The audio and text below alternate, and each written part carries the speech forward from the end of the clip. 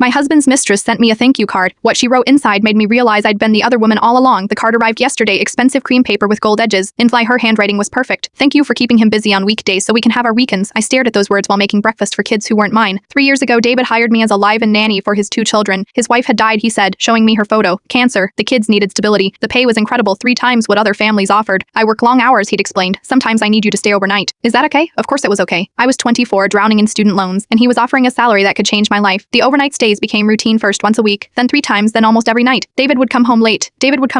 Exhausted, smelling like cologne I didn't recognize. Clement dinners, he'd say, kissing my forehead. Thank God you are here. Somewhere between bedtime stories and morning pancakes, I fell in love with those kids. A meaning between his late night texts and early morning coffee. I fell in love with him 6 months ago. 6 months ago, he kissed me. Psashes kissed me, not the forehead pecks, but the kind that made me forget I was technically his employee. I've been waiting so long to do that, he whispered. We were careful the kids couldn't know. Not yet, he said. We'd tell them when the time was right, maybe after Maya's birthday, maybe after Connor's soccer season. I believed him. I decorated for holidays, signed permission slips, stayed up with fevers. I even met his mother, who called me such a blessing and winked like she knew our secret. Last week I found a receipt in his jacket. Hotel Saturday afternoon. I hadn't seen him since Friday morning. Golf weekend. He texted, miss you. I showed up at the hotel. Cal at intuition, Cal at stupidity. I sat in the lobby for 3 hours before I saw them. She was beautiful, older than me, wearing a dress that cost more than my monthly salary. They walked through the lobby like they owned it, his hand on her lower back, the same way he touched me. I followed them to the elevator, watched the numbers, 7th floor. Then I went home and made dinner for kids who called me by my first name, never mom. The card explained everything. Well, almost everything. I called the number she'd included. I think we should meet, she said, sounding amused. We met at a wine bar. She ordered champagne. 5 years, she said, raising her glass. We've been together 5 years. The kids are mine. My wine glass shattered on the floor. His wife isn't dead. That's me in the photo he showed you. From before the kids, I kept my maiden name professionally. She explained their arrangement, how they stayed married for the children but lived separate lives, how David needed a weekend wife and a weekday wife, how they'd interviewed dozens of nannies before finding me. You are perfect, she said. Young, responsible, naive, he said. You even believed the cancer story. I thought about 3 years of bedtime stories, of birthday cakes I'd baked, of school plays where I sat alone because David was working, of nights in his bed,